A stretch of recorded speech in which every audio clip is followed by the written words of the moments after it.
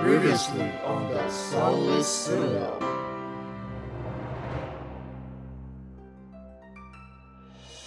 Well, if you ever want, I could play you her song. Oh, I'd love to hear it.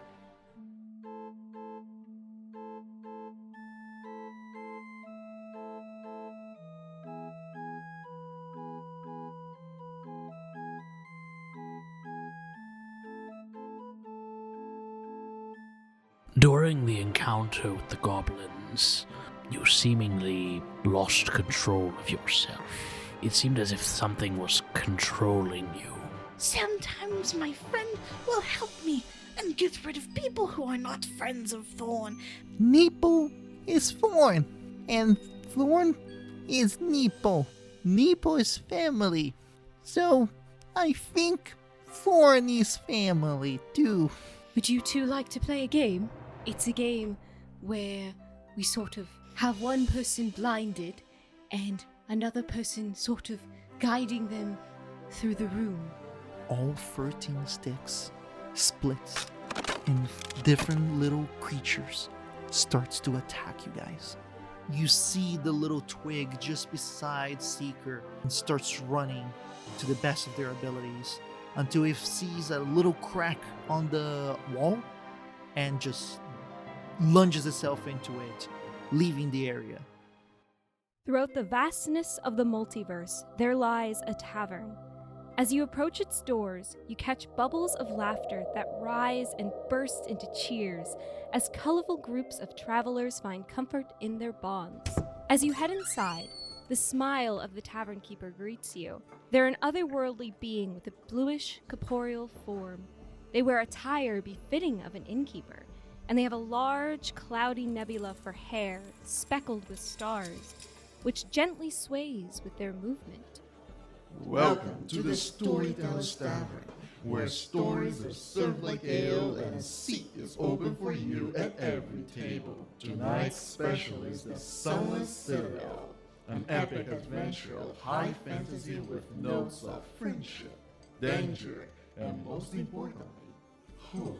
Will our adventure survive the descent into the dungeon, or is there a darker calamity taking root far from the sun's reach? As soon as, we're calming down from the intensity of combat, Mortis just takes a deep breath and turns towards Thorn. Thank you for the assist, my friend. Yes, sticks should be used to roast marshmallows, not crawl up legs and cut people's up. I must say, I've fought many creatures in my day, but I don't think I've ever seen any manner of life form quite like that. I'm just wondering, where did they come from? Yes, it is a little bit strange that sort of twig-like creatures would be down here in the darkness. Based on their size, I imagine they skidded out from cracks in the ground. Maybe they got lost. Well, I think that maybe if they hadn't tried to attack us, we could have helped them out. But since they attacked us, I think what we did was, self-defense. Do you think that maybe these creatures have something to do with the druid? Given what I know about druidic magic, it's entirely possible. My wife was acquainted with some druids, and from what I know, they do have the power to control natural life, so perhaps they were sent as some sort of warning. Well, I suppose we won't know till we find this druid, if that's something that we want to do. Seeker, roll for me a history check. 4. Huh, druids. That's cool.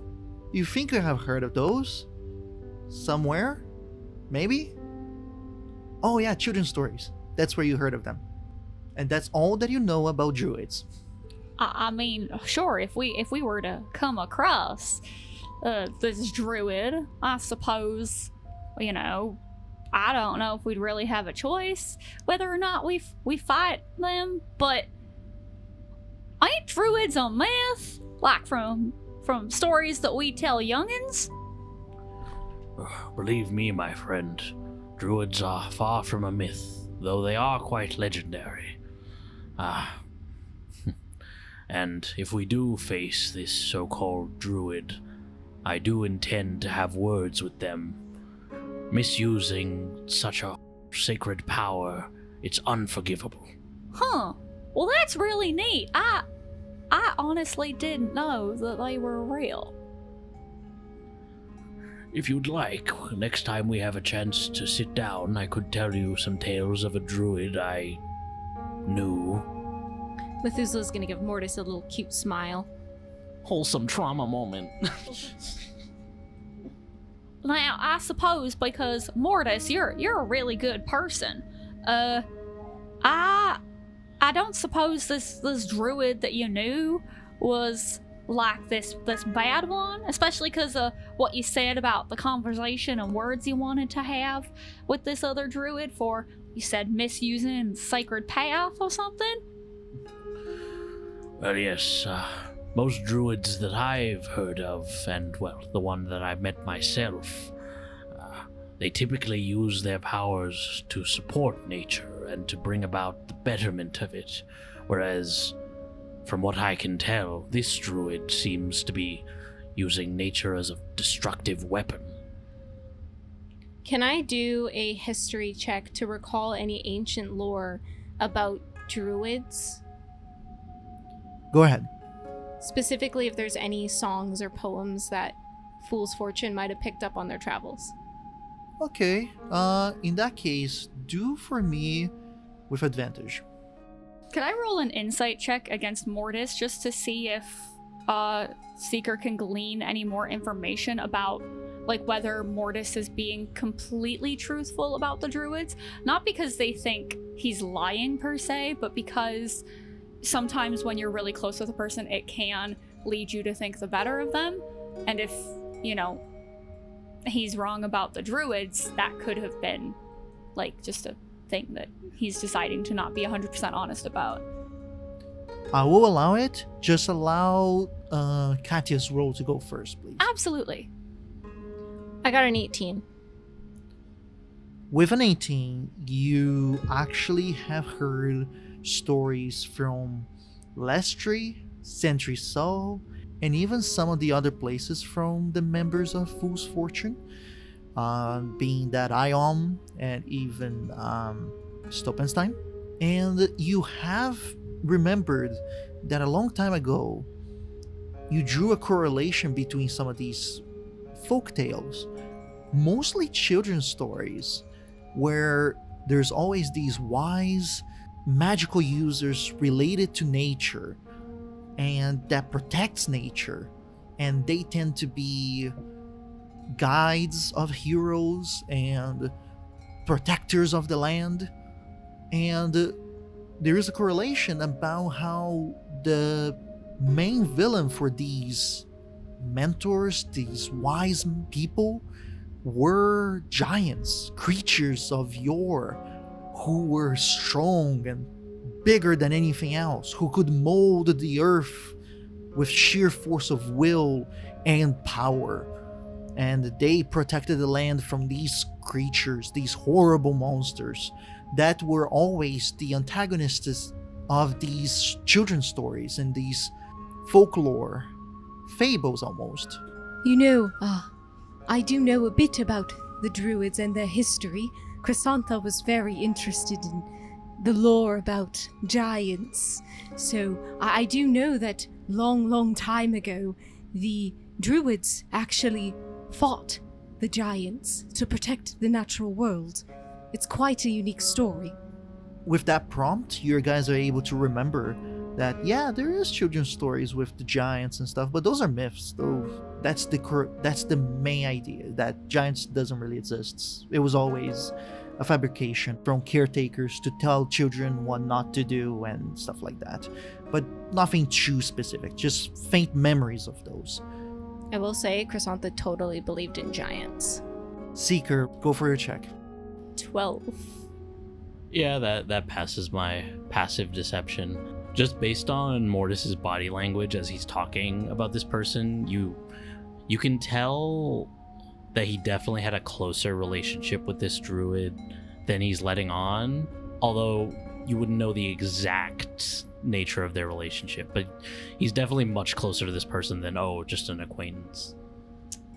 So Seeker's gonna kind of like nod towards Mortis, and because, you know, for them, having their closest relationship being their sister, they kind of, in lieu of like a known spouse, they kind of think that like the closest relationship somebody has is with a sibling.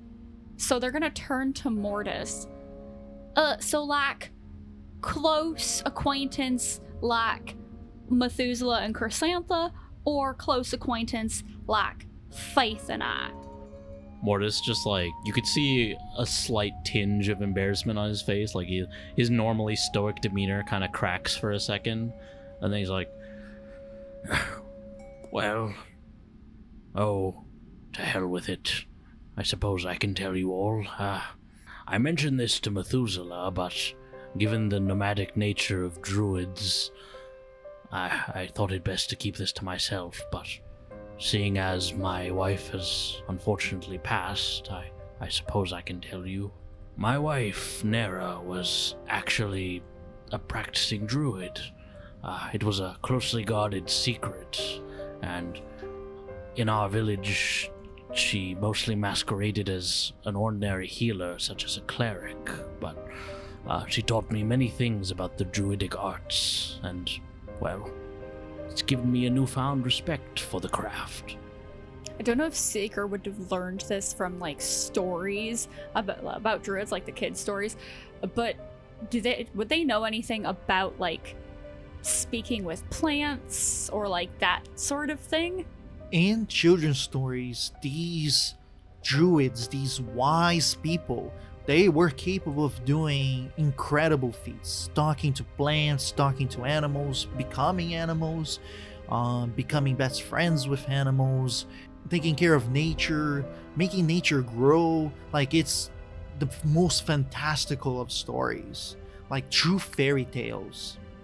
So in a general sense, yeah, but it's so wild that most people just take it as storytelling more than anything. And given like Seeker's very basic knowledge of the arcane, would they have heard of the spell Speak with Plants, do you think? Should I roll for that? You can roll for that. Okay. Roll for me a Arcana check, just to see how much exposure to the magic of the world you have been. Dirty 20.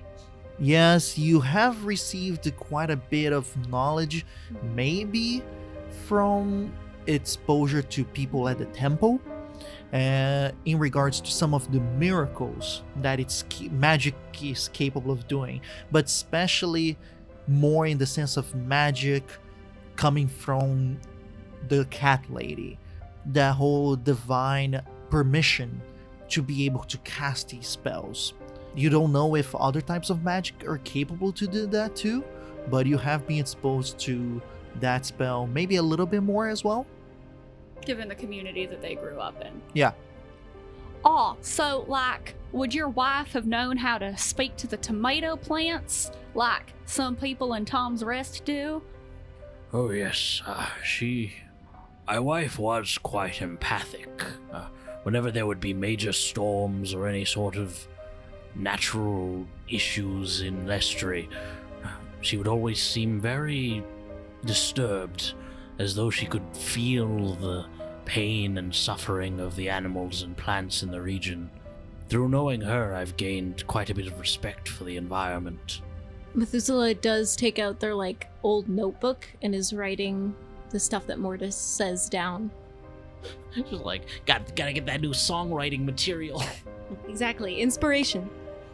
And so Seeker's gonna kind of like out of the corner of their eyes see Methuselah jotting it all down, and they're gonna turn back to Mortis. Oh, well, I'm really sorry that you lost her, but I know it doesn't really help because it's not gonna bring her back. But you have us now, and I hope that, you know, I don't think any of us want to pursue a romantic relationship with you. I'm not picking up those vibes, but you know, we still love you. I think the four of us have a pretty nice little family now, as it were. So you may feel alone, but you're not. And I would have loved to have met Nara, you know, because she's important to you, and you've become important to me. Mortis just kind of lets out like a little small grandpa smile, and he puts a hand on Seeker's shoulder. Thank you very much, my friend. I wish you could have met her as well. I believe she would have gotten along very well with all of you. I never grew up with siblings, but I would consider you and Methuselah some of the closest that I would have ever had to that type of relationship. As for Thorn, well, I never considered myself a father, but with the amount of messes I've dragged you out of, you've become something of a son to me.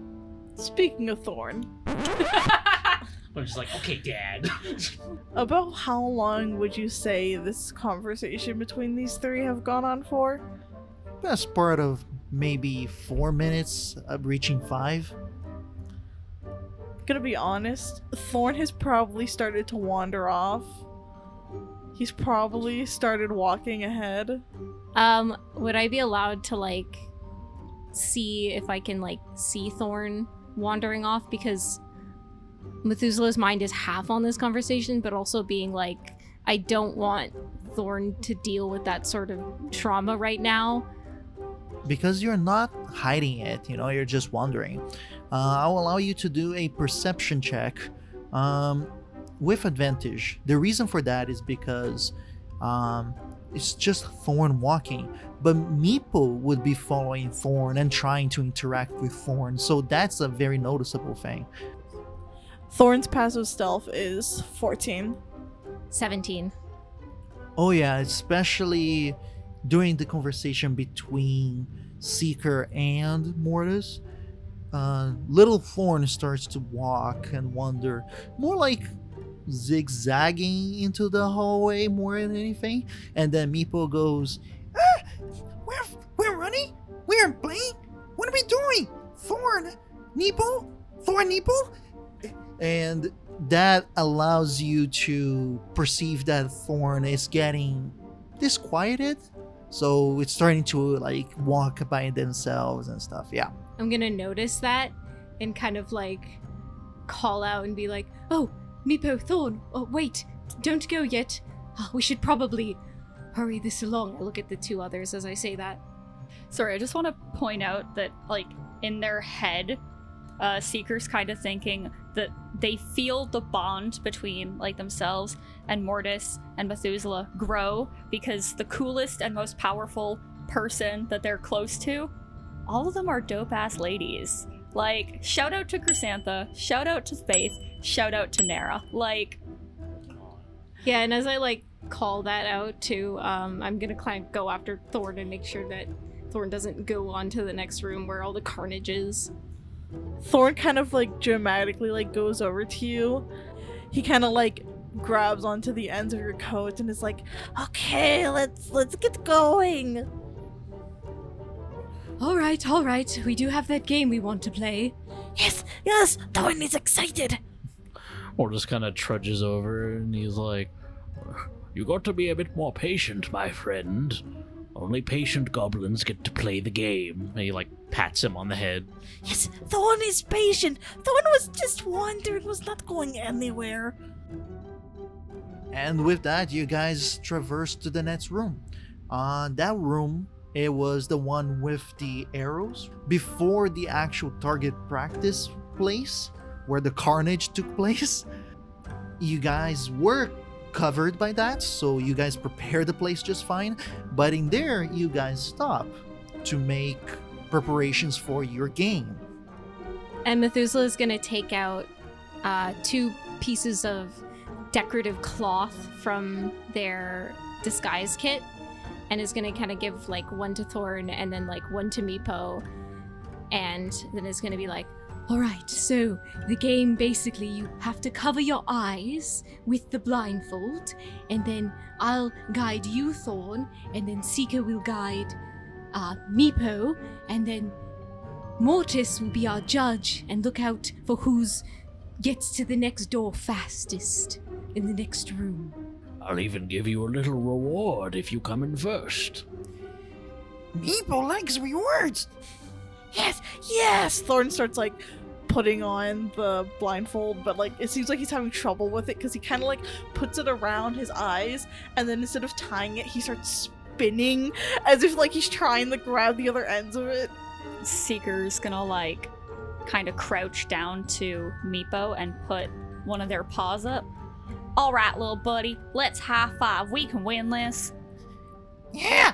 And then he goes for a high five and completely misses your hand.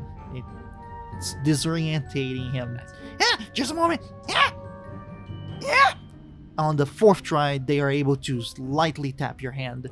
But like just the fingers, like most of the palm kind of passes through. Alright, we did it!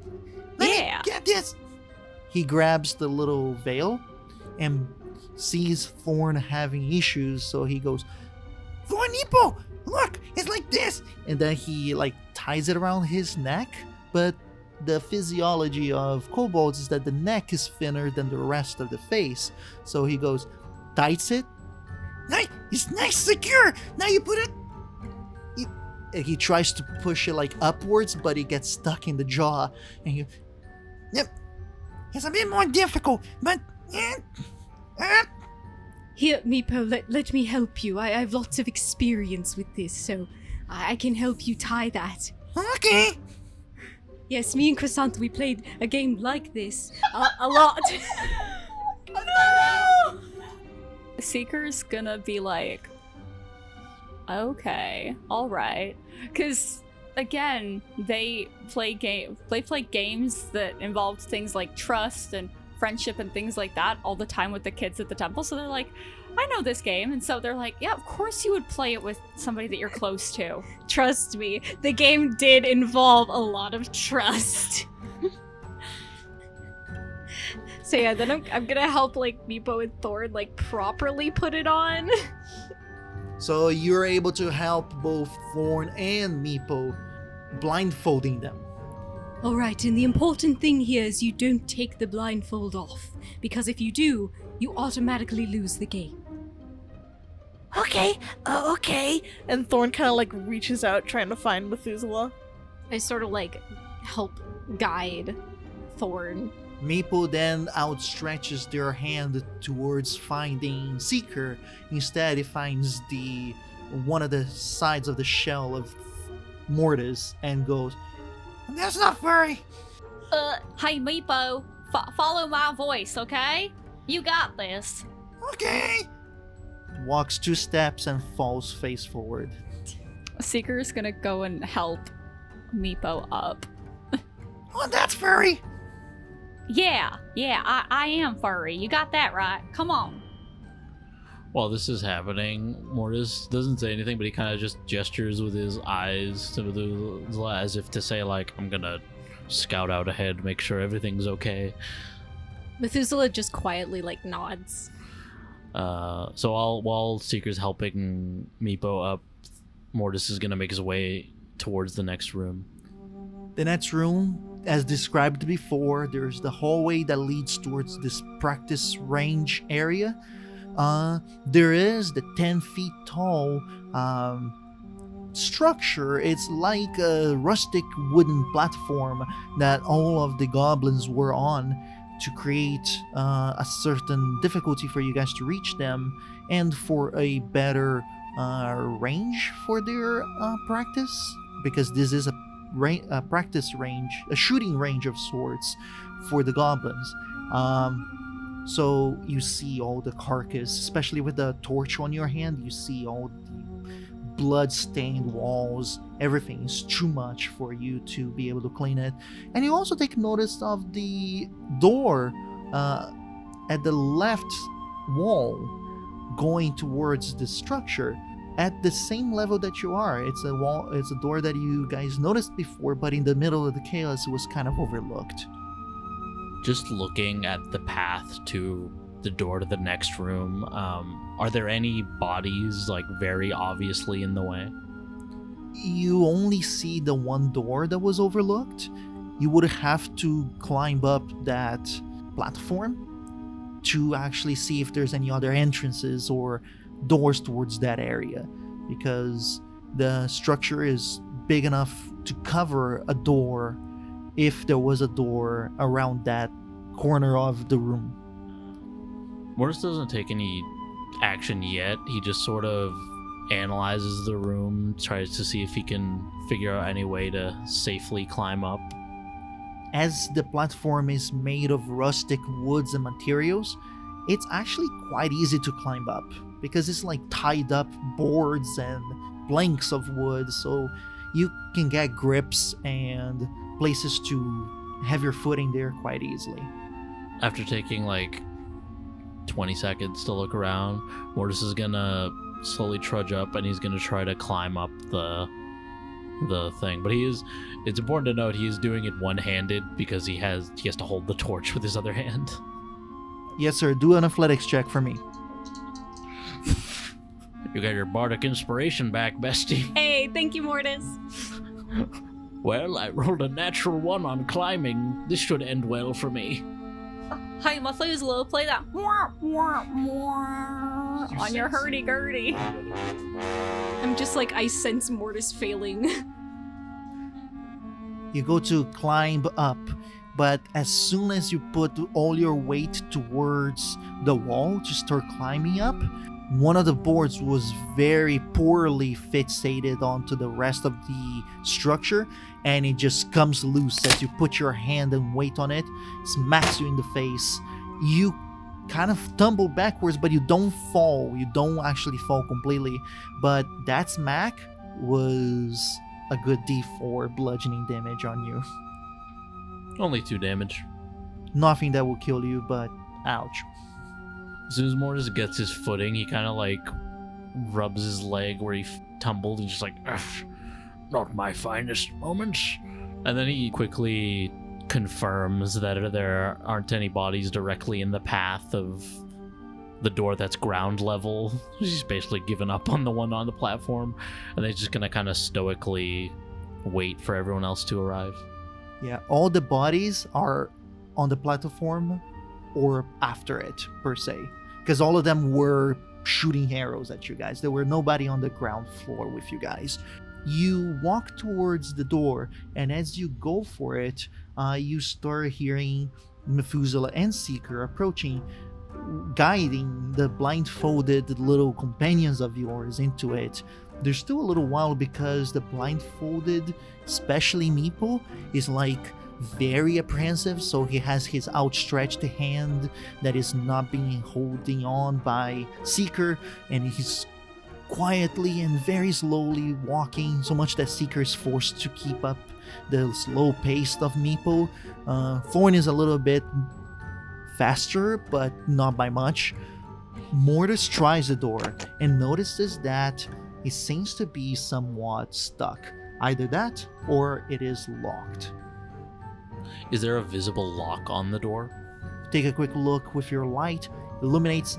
It's because it's made of rustic material. The door is kind of hard to see it, but yes, you do see a lock mechanism on it. It's almost like rustic and placed there. Well, this might be a problem. And then Mortis is just gonna turn back towards the others and wait for them to catch up. You see Methuselah and Thorn clearly getting closer to the halfway point of the hall, getting closer to you, while Seeker is struggling because Meeple has fallen at least twice. So Meeple is clearly bringing Seeker back or keeping Seeker from progressing, which is starting to get Seeker on their nerves. The question that I had was like, what is the state of the bodies? Like, are there flies? Have rats started to get to them? Are they smelly? How would you describe it? It's starting to smell a little. That is a true fact. I should have pointed that out. I also know that during composition, flies get to them pretty fast. If there are flies down. If there are flies down there. I don't think it would have come to that yet, but the smell is easily noticeable. What would Thorn have to roll to kind of like smell the blood and the start of decomposition and like kind of start to get like a little concerned and suspicious, I guess his way would describe it? That might be a combination of skill checks. So roll for me a nature check first. A 12.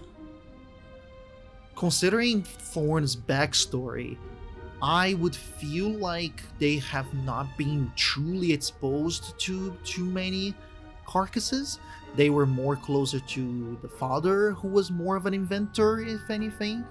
So, although they traversed and would walk and go on strolls and little expeditions of the way, it's not like they were hunting or they were putting themselves in that place for meeting death too much.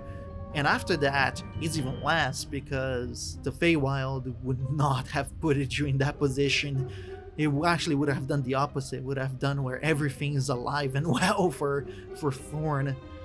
So you start to think about fishes, because you have, depending on your past, depending on where your tribe would have positioned themselves, sometimes was by a river, sometimes was by a lake, or maybe by the ocean. And on those moments, you guys would eat fish a lot. So these distant memories of eating fish and smelling fish that would be kept on the sun for a day or two, floods the memory of Thorn. But it just, the curiosity is, why are you with fish in this room? Thorn goes, "Oh, what does that smell? It smells like fish." Yes, there's dead fish in the room. Roll a insight check with disadvantage, because you're right now in, I don't feel like you have been away from the whole woohoo moment, from your getaway. So I feel like you're a little bit more gullible. You tell me if you that's not like, nah, I would still think that that's bullshit. I would argue that I think like the fishy smell is like so out of place that Thorn is like really confused. And it's not that like he thinks that they're like lying, it's just like it's more so doing insight to detect if there's something off about the statement. Yeah, for sure. Do a normal insight check then. He got a 14, which is surprisingly good considering I have a -1 insight. I got a 22. The master of deception strikes again. Honestly, getting like proficiency in deception was like the best thing I could have done. I would love to ask Woody, how does that work in Thorn's mind? I think in Thorn's mind, he's picturing like dried fish, if that makes sense. Like he's imagining that, like the goblins that are in here, kind of like how we used to do, have probably hung up fish to dry, and that's why it smells. So Thorn kind of goes, "Oh, yes, like hanging up the fishes to dry them for winter."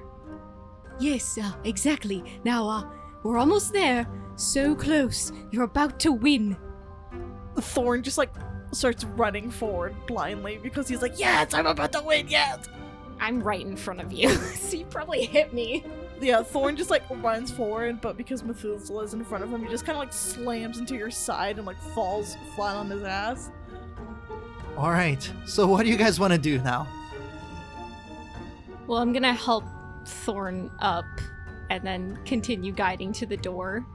Seeker's still guiding Meepo, but like definitely Methuselah and Thorn are gonna win, but Seeker's still gonna reward Meepo if he doesn't take the blindfold off. So that's how it's gonna be.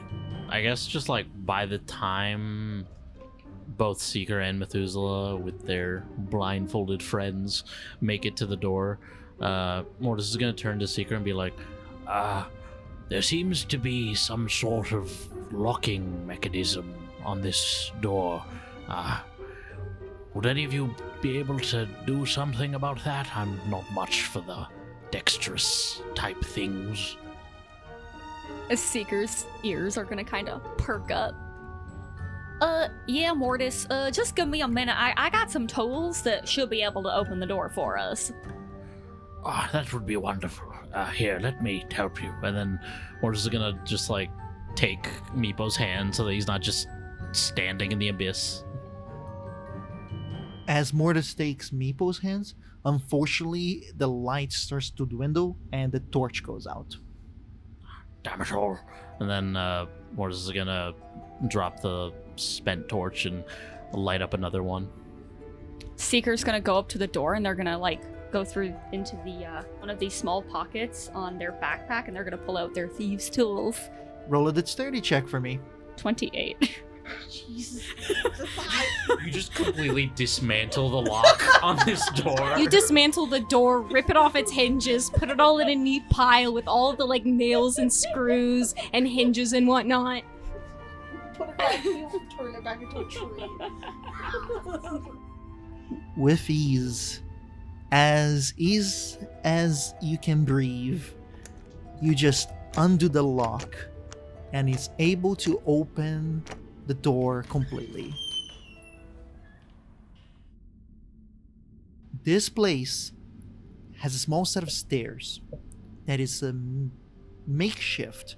It's literally just piles of rock on top of each other to make stairs that goes down about 2 feet.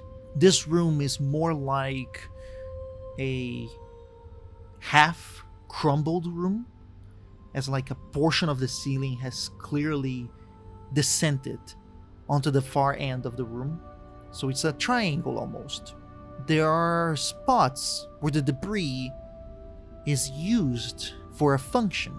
There are manacles and shackles on the walls with small little skeletons on it.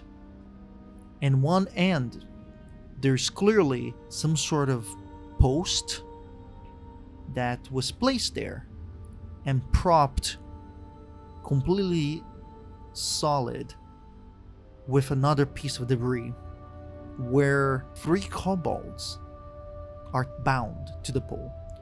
And there is, in one corner, a small cage that you guys don't see the occupant of this cage yet. I have a question. I know I wasn't in the discussion with the Cobalt leader, so I didn't hear the part with this being the Dark Warden's place. Do I recognize this specific room at all? I would like you to do an intelligence check, and do it with disadvantage because this place is very crumbled down.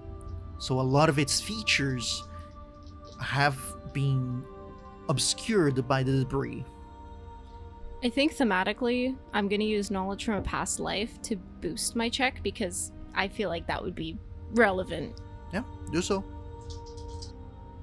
Almost had a natural 20, but on my disadvantage, I got 19. So I got a 19 and then a 20, but I can't use that, obviously. Seeker is the first one to enter this place.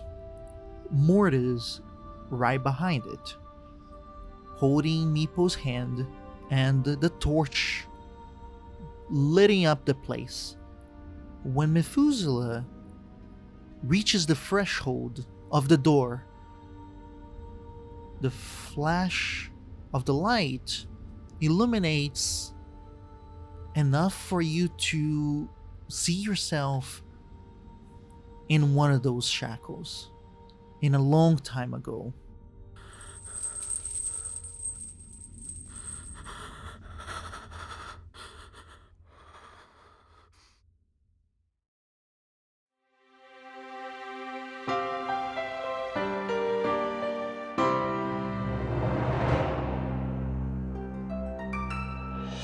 You've reached the end of this episode of the Sunless Citadel. Thank you so much for listening. Subscribe to us on whatever app you use to listen to podcasts, and be sure to catch the next installment of the Sunless Citadel every Thursday at 12 p.m. EST. If you like the show, please consider leaving a review. It's a small way to show your support that goes a long way. To connect with us, follow our social media accounts, and if you'd like to support us, you can head over to our Patreon to join the conversation, view sneak peeks of our next project, and discover our fantastic bonus content. Our intro score was created by Patrick Corton from Off the Beaten Path Musical. The Sunless Citadel can be found in Tales from the Yawning Portal by Wizards of the Coast. The world of Nosso Mondus was created by Pedro Stockler. Thanks again for listening from all of us at the Storyteller's Tavern.